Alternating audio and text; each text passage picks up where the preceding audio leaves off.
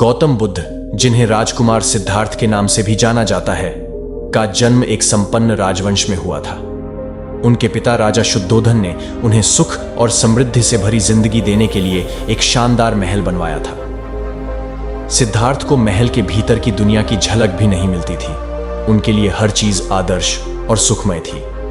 एक दिन सिद्धार्थ ने महल के बाहर की दुनिया देखने की इच्छा व्यक्त की। उनके पिता ने उनकी इच्छा पूरी की, लेकिन उन्होंने सुनिश्चित किया कि सिद्धार्थ को किसी भी दुखद दृश्य का सामना न करना पड़े।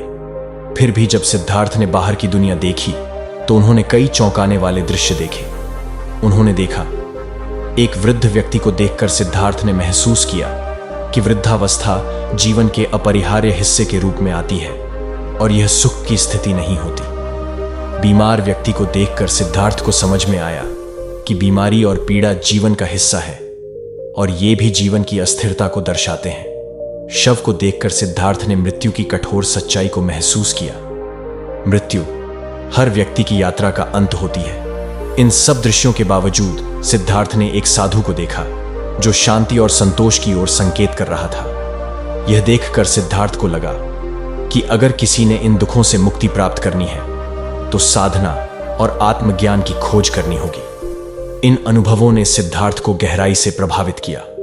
उन्होंने महसूस किया कि बाहरी दुनिया की समृद्धि और भौतिक सुख अस्थायी हैं और सच्ची शांति और मुक्ति के लिए जीवन की गहराई को समझना आवश्यक है। सिद्धार्थ ने अपने ऐश्वर्यपूर्ण जीवन को त्यागने और साधना की राह पर चलने का निर्णय किया। उन्होंने अपने परिवार और राजमहल को छोड़ दिया और लंबी साधना यात्रा पर निकल पड़े। उनकी यह यात्रा कठिन थी।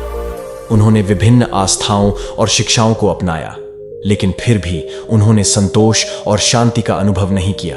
अंततः उन्होंने बोधि वृक्ष के नीचे ध्यान की स्थिति में बैठकर गहन ध्यान और साधना की। इस साधना के दौरान उन्होंने ज्ञान प्राप्त किया और बोधि अवस्था में पहुंच गए, जहां उन्हें सत्य और जीवन का वास्तविक अर्थ समझ में आया।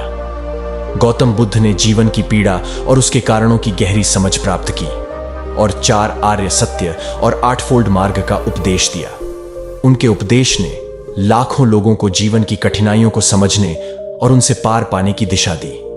इस प्रेरणादायक कहानी से हमें यह सीखने को मिलता है कि सच्चे सुख और शांति की खोज बाहरी समृद्धि से नहीं, बल्कि आत्मज्ञान और आंतरिक शांति से होती है। जब हम अपनी गहरी आस्थाओं और इच्छाओं को समझते हैं और आत्मा की गहराइयों में जाकर समाधान की खोज करते हैं, तब हम सच्चे आत्मिक सुख को प्राप्त कर सकते हैं।